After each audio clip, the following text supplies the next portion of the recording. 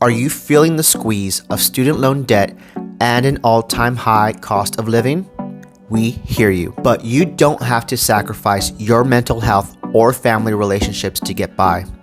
With joint ownership and cohabitation agreements, you can find a way to make it work. I promise by the end of this webinar, you'll discover how these agreements can be used to establish boundaries and expectations, ensuring that everyone's needs and concerns are addressed. Don't let moving back home in your 30s leave you feeling like a failure or a child.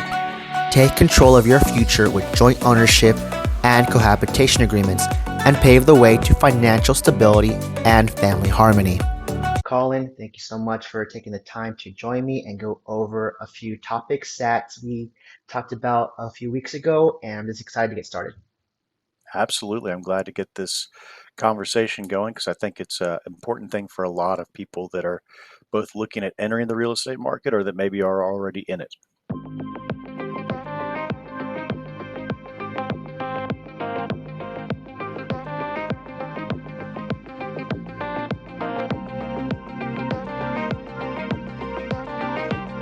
I'm the owner and attorney for Realty Law, realtylawtexas.com, and I've been in the game for 10 years, working for a title company and also litigating real estate issues, which include relevant to this conversation, partition agreements and things of that, partition lawsuits as well that deal with the home ownership or non-ownership of real estate for people as they've entered the market in Central Texas.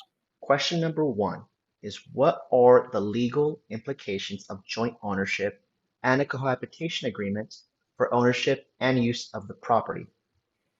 So a joint ownership agreement or a cohabitation agreement, those are uh, unique to each individual in that they are a contract between individuals regarding how they own, how they are invested in, and how they maintain, and most importantly, how they exit their own real estate that they have purchased. The difference between a joint ownership agreement versus a cohabitation agreement usually devolves to a joint ownership agreement being between owners that are not in a relationship versus a cohabitation agreement, which is people that are in a relationship of some sort that are not either married currently or maybe they're an older couple that has been through a marriage and doesn't intend to get married in the future.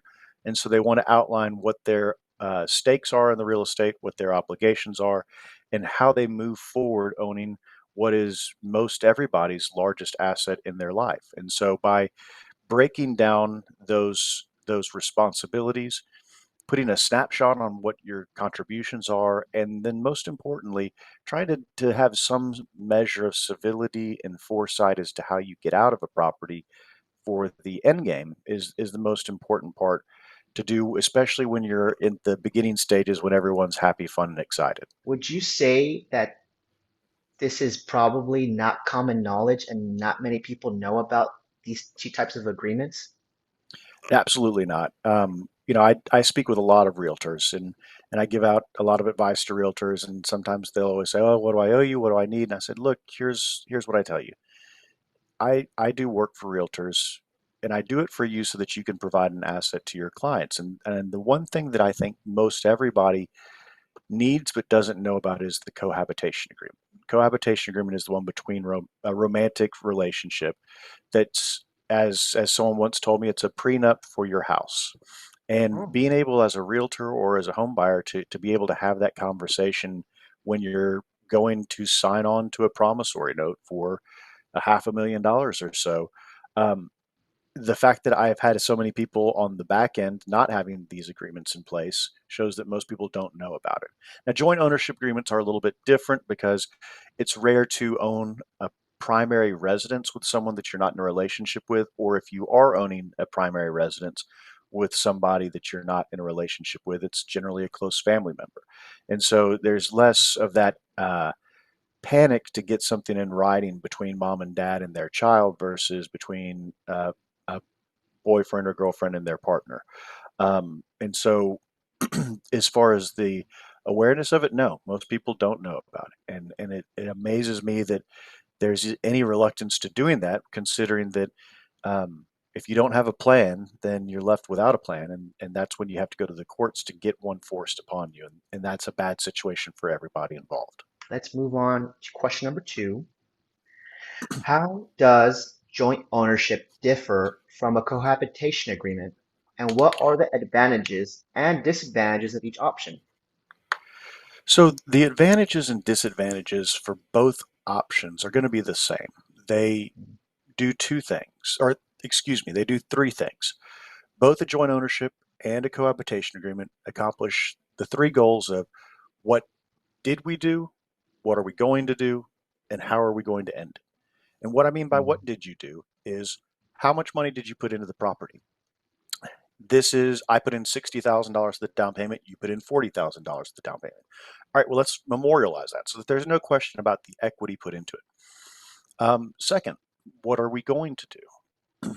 Well, are you responsible for the mortgage? Are you responsible for the insurance? What if you want to put in a hot tub and I don't? What if there's a repair that needs to be done and I don't have the money? What if I lose my job and we don't have the funds on my side for a little bit? What if we rent out a room? Those kinds of obligations going forward are important to know ahead of time so that you can have the rules put in place. The last one is how do we get out of this? Um, just because you break up doesn't mean that the bank cares. And if you break up and move out of a house that you bought with somebody else, you are still on the hook for a house that they are living in. And conversely, just because you broke up doesn't mean the law says that they have to get out. If you and I are in a relationship and you all of a sudden start bringing your new fling around, well, guess what? You own the house. You get to do that.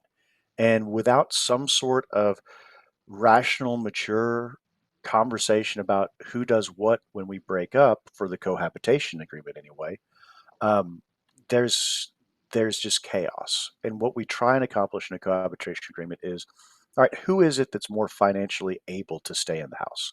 Who is that's more financially able to assume or refinance the note into their name? Because getting off of that mortgage is always going to be one of the top three in priorities. And then who is it that's bringing more money to the table? It doesn't make sense if you bring $100,000 as a down payment for me to stay in the house because I've got to find a way to get your equity back out. And so between the down payment, the principal pay down, and the appreciation, I'm probably the one that needs to get out of the house because I'll get a lower number to get bought out of that house. And so those are really the big things that we try and deal with a cohabitation agreement. Joint ownership agreement, where there's two individuals that are living together, or like I said, the situation of parents owning property with their child, is less about breakups. Although you can break up with a friend just as much as you can with a romantic partner, it seems to be less prickly though. But for those joint ownership agreements, the important things that are different than a cohabitation agreement is what do we do if we move into a new house? What do we do if we want to rent out a room? For the parent-child relationship, you if you own 50% of a house with your parents and they've got a homestead claim somewhere else, well, then you're only getting to claim 50% of the cap on your homestead for property taxes. And so there's implications there about the advantages and disadvantages. What are the disadvantages? Well, somebody usually, whether you call it winning or losing, somebody has a sacrifice to make when you make these agreements. And you might not like that on the back end when your relationship is soured, but that's why we try and agree to it on the front end when there's a lot more rational thinking going on. One thing to especially take note is just how thorough it seems like this entire process is, and your process to of handling these types of agreements. I mean, you cover A through Z. It seems like you even brought up scenarios that I would never had even thought of. That's quite amazing, actually. Well, people still find a way to Surprise find you? new ways to make things difficult. Mm. That it's human nature to make things unique, but we try and make things broad enough to be all encompassing, but specific enough to be enforceable, which is the fine line of a good contract. Um, and I think that that's probably going to lead into our next topic. Moving on to question number three. How can a cohabitation agreement be customized to meet the specific needs and circumstances of the individuals involved? Right. So we talked about the three things that are generally addressed in a cohabitation agreement. What did we do? What are we going to do? And how do we end what we've done? Um, the biggest customization will not occur in the first category of what did we do. That's in the past, so you don't need to customize it. I paid X, you paid Y. What are we going to do has some variables that are generally touched upon in the cohabitation agreement. Let's say that someone wants to put in an improvement to the property.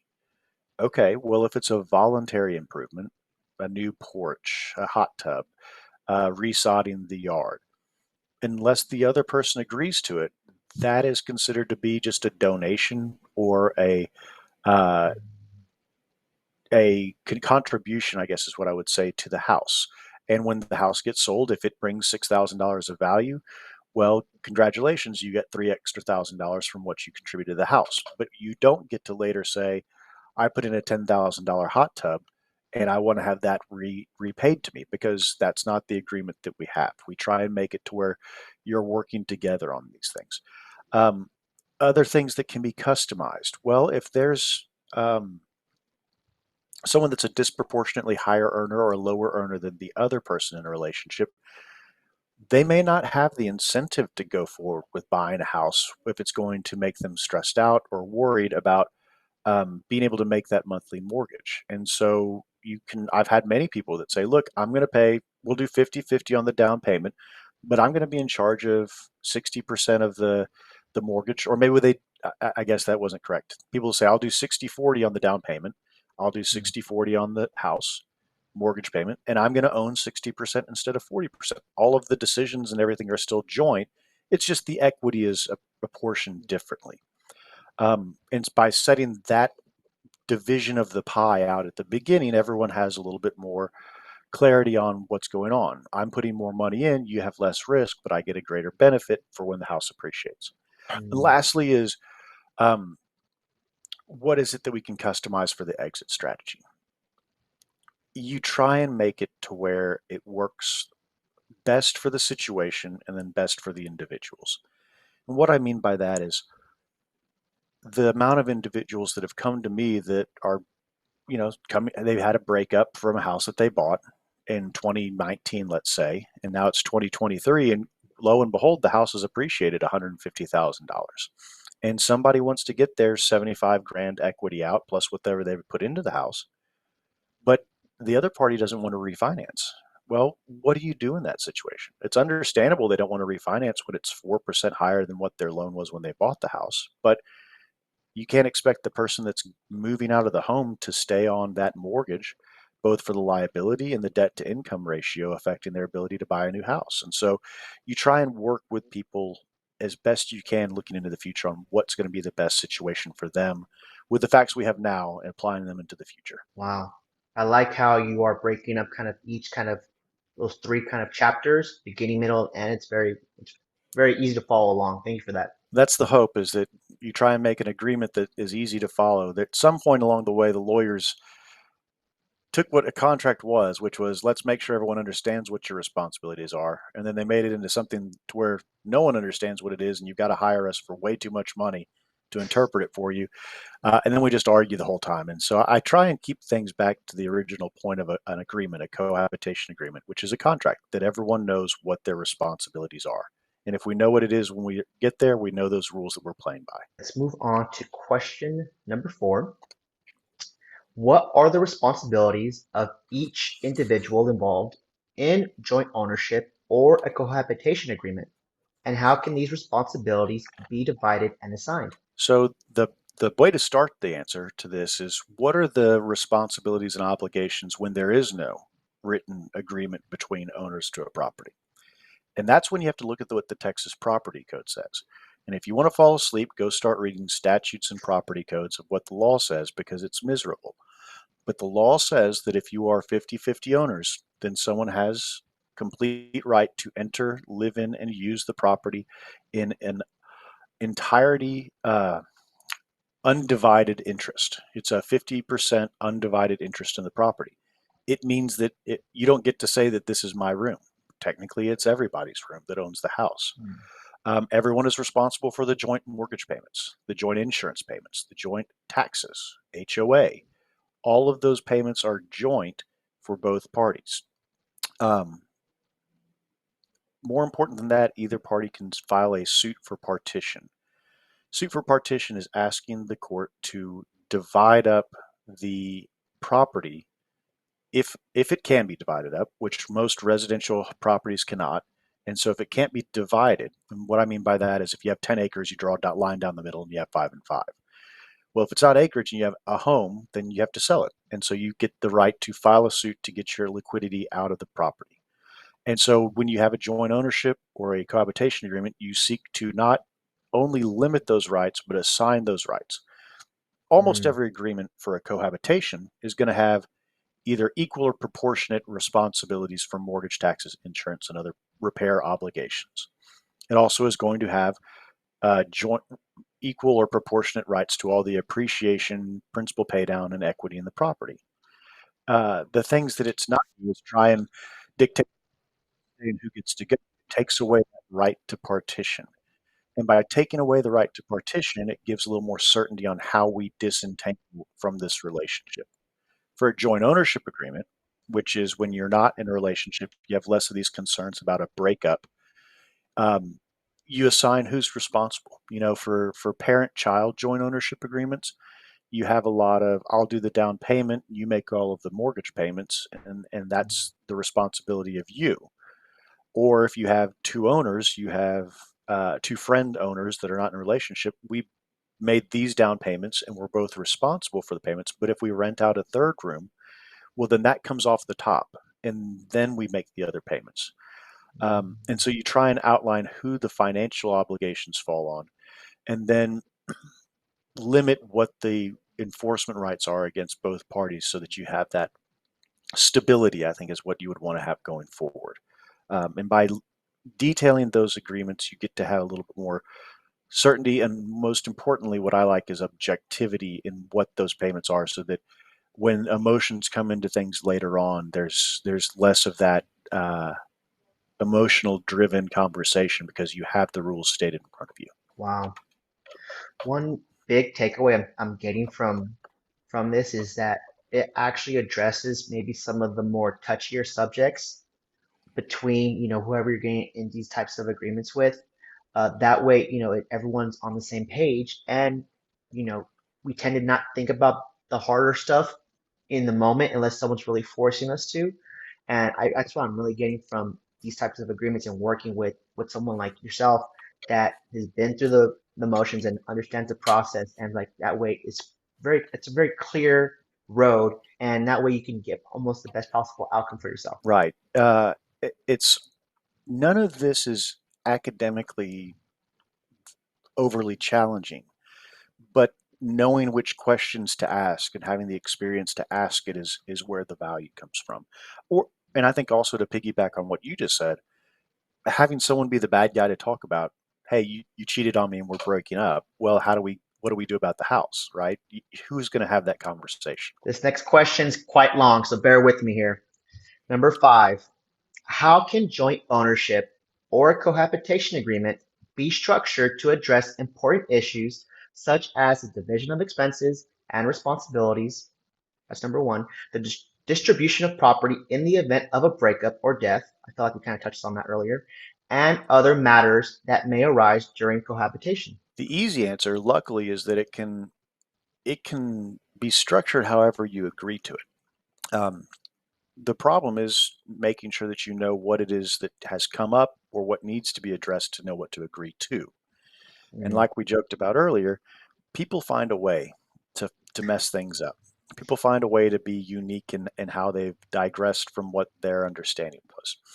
I think the most important thing that both a joint ownership and a cohabitation agreement that I draft anyway, I always try to impress upon whoever I'm representing that the most important thing isn't whether you're A or you're B, whether you get or whether you give, is that both parties know what the rule is. And what I mean by that is one of the hardest cases that I've had in my life, and not hardest emotionally or anything like that, but just mentally and time suckingly detail oriented and miserable was a suit for partition between two people that were in a relationship and then were no longer in a relationship. They started, as everyone does, sharing expenses equally. It eventually went down the same path that most people in a cohabitation agreement do of, hey, honey, I'm on hard times, or I just bought a new car, or you've got a promotion. How about I do the groceries?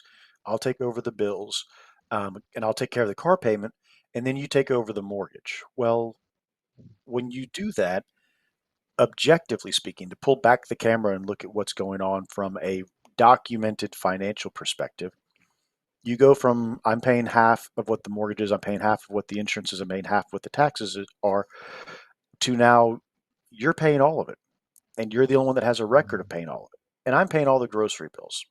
And whether it's right or wrong, whether or not we agreed to that or not, when we have a lawsuit that says I want my equity out of the house, if it ends poorly, you're going to say, this bum stopped paying payments for the mortgage in 2016. And for 7 years now, I've had to cover that half of the mortgage payment, and I deserve to get reimbursed it. And I'm going to say, no, that's not what our agreement was. I covered all of the utilities and the grocery bill. And so, what was a good intention start of 50-50 with a good intention but miseducated shift to utilities and mortgage because it's all seen in the bucket of, monthly expenses, now has become something where you're paying me 375 an hour to go through your bank statements from 7 years ago to add up what your grocery bills are, to try and deduct that and credit it against whatever the mortgage payments were. And by having that rule that I put in my cohabitation agreements of, if a mortgage payment is made, unless it is explicitly agreed to in writing between the parties, it is presumed to be made for both parties equally, or pro rata, however you decide. But by making a hardline rule that if it's paid for both of us, it keeps us from having these oral side deals, because an oral agreement is worth the paper it's not written on. And so don't come to me talking about what was said unless you're willing to pay the money to bring in every witness that heard it to talk to a judge in the hopes that they believe you. Put it in writing first. First rule of anything legal is put it in writing. Writing can be an email, preferably not a text, but email, text is better than nothing. So um, I kind of digressed down the question and the answer that you asked because I wanted to get on my soapbox about that one issue. But I will tell you that that issue is what has made me really champion cohabitation agreements, because that case was so painful for everybody. The other attorney was fine, and we worked to try and get it done, but it just, the emotions were so high because there everything was for the taking. And so by, you know, taking this and putting it here, we can narrow the issues so that if there are disagreements, and I don't think a cohabitation agreement can be airtight, but it can at least narrow things down to where you're not paying me $25,000 to figure out who gets $50,000 in equity, because that's a waste for everybody involved. And so by apportioning out those responsibilities, whatever they are, it gives you that certainty on the back end that you're making a good investment. And what's your best case scenario? Your best case scenario is you go through this whole exercise, you have some good conversations, and then everything turns out okay and you never need it. It's like an insurance policy that never gets called upon. And if that's the worst case or the best case scenario, then great for you. Wow. We are emotional and irrational creatures from time to time, aren't we? Correct. If you don't mind, I think that you'd asked me some questions about breakup or death. I know we talked about breakup. Death, if I can just finish to answer your question completely now that I'm off my soapbox. Um, a cohabitation agreement's not a will. Mm, And unless you choose to own the property as a joint tenant with right of survivorship, then your interest in the property will be owned as a joint tenant in common. Those are legal terms. What that means is a joint tenant with a right of survivorship is an election you have to make. It allows for two joint owners of a property to have their interest in the property automatically go to the other owner upon their death. It's mm, probably not appropriate for people that aren't married, just unless you don't want your parents or your kids or whoever else to have it. That being said, I know plenty of people who don't want their parents to get whatever equity they have in the house, so it may be appropriate. But if you don't have that right of survivorship language, and title companies, when you close and purchase a house, will not let you start your title as owning it with a joint tenant with a right of survivorship. You have to get to a lawyer after the close. The default is tenant in commons. And that means that when I die, my one half interest goes either under the terms of my will or under the terms of the Texas probate code, yet another statute and code that's very boring. Um, Judge Herman in Travis County actually has a wonderful PDF chart that I think could be included with this that talks about the ownership of real estate when you're unmarried, uh, and how that goes. And I call it the bouncing ball. It goes down to your kids, up to your parents, and if they're both deceased, down to your siblings. And if there's no siblings, then it goes up to your aunts and grandparents, and I think down to the aunts and uncles. Mm. But that is how your assets go. Simple estate planning can save everyone that you leave behind some headache and heartache. But the cohabitation agreement, because it is not something that has to be admitted to probate, and because we don't want it to have two witnesses and a notary and signatures and initials and on every single page, is not the appropriate vehicle to do your estate planning for. But that's how you do address what goes on with your property, and it's a question that you probably need to have answered so that you know what happens to the house whenever you're done with it. I got a little confused. So the rights of survivorship, does that fall under both agreements or is it just one that would work for?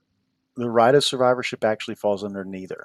That Neither. is a way that you can hold title to the property, the actual recorded document with the county, the warranty deed, will have the ownership shown uh, as joint tenants or as joint tenants with a right of survivorship.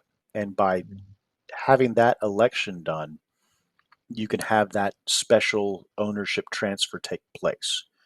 But it is not something that goes in the cohabitation agreement um, alone. It has to be recorded as of record with the county in the title. And so most people, when they choose to go that route, will redeed the property to themselves and their significant other. You know, Colin Newberry and John Doe as tenants in common, deed to Colin Newberry and John Doe as joint tenants with right of survivorship. And that's what effectuates that and transfers that to the way that we're talking about now. Question number 6. We are halfway through this. What are the tax implications of joint ownership and a cohabitation agreement, and how can these implications be managed and minimized? Lawyers love to say two things: Hmm, it depends, and talk to hmm, your accountant. hmm, I'm not a CPA, and so I can't give you detailed tax advice, but I can tell you that there are certain real estate specific tax implications that are important to know about. Um, the first one is for a joint ownership agreement. The homestead cap exemption, or the homestead cap, or the homestead exemption, because they're two different things, only applies if it's your primary residence, and you have to own it for it to be your primary residence. Meaning, if you and I own a property together, well, the fact I have 50% and you have 50% still allows for the full homestead protection and the full homestead cap for property tax values. And what I'm talking about there, just so that everyone knows, is in Texas, if your property is worth $1 million and next year the valuation goes to $1.2 million, if it is your homestead, the value that you're taxed at, not the market value, but the taxable value, is capped at 10% growth per year. And so even though it went from a million to a million two, you don't pay taxes on 1.2. You only pay taxes on a million plus 10%, $1.1 million. If, on the other hand, I own 50% and you own 50%, but you have your own separate homestead, and so this is not claimed as a homestead, well, then I can only get a 10% cap on the 50% that I own. And so that means that I would have to pay taxes on 1.15 million because I only get half of the cap applied to it. So $50,000. And so when you have that joint ownership agreement, you need to make sure that you're either dealing with percentages that make sense, homestead issues that make sense, all of that that is what you need to have happen. A secondary issue that I had someone bring up that I thought was very smart was, uh, someone had bought a house They were doing it with a friend. The friend had some money they wanted to invest into the Austin market. They wanted to get into a home, and the requirement that the person that was going to be living there had, in addition to some other things that were very responsible, but they were needing this money, was, look, you can't make me sell this for 2 years. There's a lockup period. And the reason for that is there's a capital gains tax exemption. Mm. If you live in a property for 2 years, you don't get taxed on as a single person the first $250,000 of profit of that house. And so those are some other considerations that people take into effect when they're putting these joint ownership and cohabitation agreements together. But as far as taxing goes, the homestead exemptions are really the most important things that you'll have, with the capital gains exemption kind of following up on that. But those tend to be difficult to do end arounds for, or to address and I don't want to say manipulate, but minimized. You can only do so much. Real estate's fairly objective in ownership structure. So there's ways you can curtail it a little bit on the joint ownership, mom, dad ownership, but not much more than that, I'm afraid. I would say that'd be especially more important just because we live in Austin and the type of real estate here. It's very important. We don't pay sales tax because we pay a whole bunch in property tax, but Hmm. that doesn't mean that you should give up whatever reductions you can get. So we're coming towards the end here. So question number 7. What is the process for transferring ownership or ending a cohabitation agreement, and what are the legal requirements involved? The legal requirements are whatever you agree to. Once again, this is Mm. a private agreement between the two owners, but there are certain baselines that every owner, whether they're the in partner or the out partner, that they would want to look at. And what I mean by that is, uh, in the agreement, someone has to be the first one with the right to stay, which means that someone's the first one with the right to leave or the obligation to leave, depending on how you look at it. And so the things that are always important as far as cohabitation agreements is that making sure that you know what the ownership equity is. If you don't have records from 7 years ago of what you put into the house for the percentages of the down payment, that's always a problem. But that snapshot's pretty easy. The second thing is going to be, well, let's get a clean break. The purpose of a cohabitation agreement is to give timelines, obligations, and deadlines for ending the relationship on the business side of it as opposed to the emotional side of it. And what that generally entails is I have a very formal notice of breakup, notice of cessation of cohabitation, where we get in an argument, and the next morning I write you an email that says, "Hey, just so you know, like we talked about, this is over, and here's my notice under the cohabitation agreement." And that starts a clock ticking. I have X number of days to move out from that date, and within X number of days I have to get out. And during that time, you have to choose if you want to stay or go. And if you don't want to stay, then I get to stay and you have to go. Obviously, I'm kind of throwing a lot at you on how all this works, but the most important thing is it gives a deadline for someone to get out, at which point the other person takes over the mortgage payments and has an obligation to either assume, refinance, or sell the property for the person who's leaving to get their equity out. Okay. The important thing that you can provide for in the cohabitation agreement is the obligation to do what's called an owelty. An owelty, it's important because it's Latin. Hmm. Owelty. It's generally used for divorces, but is applicable to anyone who jointly owns a property. Hmm. And what it does to kind of get on a deeper level dive is that it gives someone an entire interest in the property in exchange for a promissory note and deed of trust, just like a bank does a promissory note and deed of trust for when you acquire a property, that allows for the person who leaves to get bought out by a refinance without having to do a cash out refinance. And why that's important, as any loan officer will tell you, is that a cash out refinance is generally going to be a half a point to a point higher on interest rates as opposed to just buying out an encumbrance on the property. It's a very legal mumbo jumbo type thing, but it can save a lot of money if both parties are agreeable and are knowing of what they're doing. But that OLT is a way to solidify the ownership in one party's name and also give the party who leaves an enforcement mechanism, foreclosure if they need to have their equity returned to them and their ownership in the house protected against any failure to make a payment on that mortgage that they're a part of. And so that's the third party exit strategy. If you can do an assumption to get someone off the mortgage, if you can refinance to get their name off, if you can pay it off, if you can just write a check, because there are people that can do that, that's fine.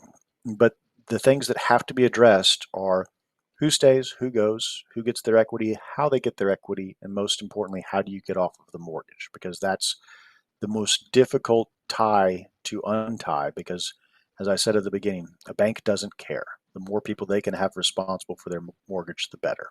You just gave me a new word to do more research and probably go down a rabbit hole. How was it pronounced? OLT. Olti. Olti. Okay. Yeah, we Okay. realize Texas might pronounce it different than it's supposed to be, but that's how I say it. So we'll stick with Mm. OLT. And that's a Latin word you said? I hope so. Otherwise, I'm going to look real stupid. Okay. We are down to the very last question for this topic. Let's see. Here we go.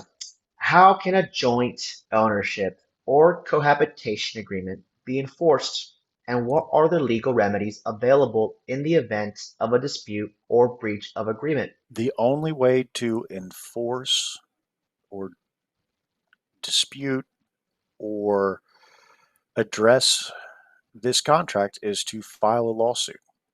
Um, Mm, there is no non judicial method by which you enforce ownership rights against somebody. The purpose of this isn't to do what's called a non judicial foreclosure. That's just not applicable, because there is always a defense to these contracts, these civil agreements between parties. However, just because the ultimate enforcement mechanism is a lawsuit, and a lawsuit can both seek to have an eviction, it can seek to have monetary damages, it can also seek to have what's called specific performance, which is, mhm, okay, great, I don't want to evict you because I'm the one that's moving out, and I don't want to have monetary damages because I just want my equity out. I want specific performance, which is you either have to refinance or sell this property so that I can get my down payment and equity out of the house. And so specific performance is the enforcement of action taken by a party, or if not taken by a party, taken under order of a court for that purpose. And so specific performance is the most important part of a cohabitation agreement, because it can allow a judge to order the house to be sold, to have attorney's fees that were necessary to enforce that agreement be deducted, to have someone evicted, those kinds of things. But while I tell you that the enforcement mechanism ultimately is with the courts, the hope is that by having this documented, having this black and white, having this objective agreement put together, you don't have to go to the courts, because there's, like I use the example, we're going from here to here on what the issues are. And once again, I don't know if I've ever done a perfect cohabitation agreement because I've never met a perfect couple. And mm, so there are ways that people will have disagreements. And I think that there's a lot of disagreements that can still come about that are entirely bona fide and legitimate and not in bad faith, but they're maybe seen through the lens of the emotions of a breakup. But if the agreement is, about $12,000 for a landscaping of a yard versus $120,000 for the down payment of a house, you can work those $12,000 issues out a lot more easily, than you can the bigger ticket issues. Because at a certain point, you don't have much choice but to try and go for broke if you are broke. And so by limiting what the issues in dispute are, you can avoid lawsuits by having those obligations put together that detail objectively what your obligations are, and objectively are backed up through payments, agreements, emails, mortgages, principal balances, broker price opinions. That's part of, I guess, one of the things I would last say is, we try and even put the mechanisms down for how you sell the house. Hey, we bought it with Omar. We're going to sell it with Omar. And so he's the one that gets to tell us what the price is. And if he puts it at the price X and it hadn't sold in 30 days, we do 10% a month until it goes and sells. Um, Mm. and so we try and put those bumpers on the alleyway for everyone to get down and see if we can't strike this thing out. One big piece I took away from that was, working with a professional such as yourself, you really bring insight and I guess perspective to situations where you almost kind of do the mitigating right then and there.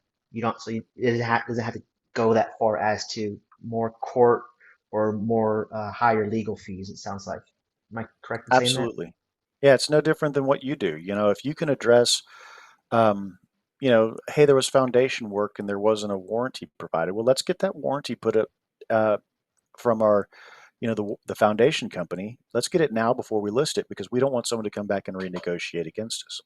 And so by Mm. knowing and having that experience as a realtor of what it is that you've seen people push back on in the future, well, let's address that concern now. Same thing here. If you know that people are going to push back on day-to-day expenses uh, as a stand-in for mortgage payments, well, let's just make a rule now that you can't do that, and we explain that very, you know, um, clearly and objectively so that everyone knows that that's the rule. And by doing that, we create less friction points, which leads to less litigation and allows for not something that makes a breakup better, but it makes it easier. Those are all the questions I've had. I just have one or two tiny ones left. What does a timeline typically look for something like this, and how much does something like this cost? The timeline, generally speaking, is well within uh, the contract to close time period from getting under contract to closing on the property. You can absolutely do a cohabitation agreement after you've bought a property. If 2 or 3 years Mm. ago you couldn't do it, it's still just an agreement and it's not a bet predicated on marriage, so it can happen at any time. But what I tell most people is once you get past the option period and you're kind of committed to buying the property, then I think that's when you should be really having to sit down with me about what's going to go on. And so it takes me 3 or 4 hours to get one of these put together. Um, and so it's not that I can't turn it around if there's an emergency. It's just carving out that 3 to 4 hours to really get this thing done correctly. And that involves a conversation at the beginning to know what wrinkles each individual has, because there's never been a cookie cutter anything in the law. And so the answer to your question is after the option period is when you should reach out to a lawyer about getting a cohabitation agreement put together.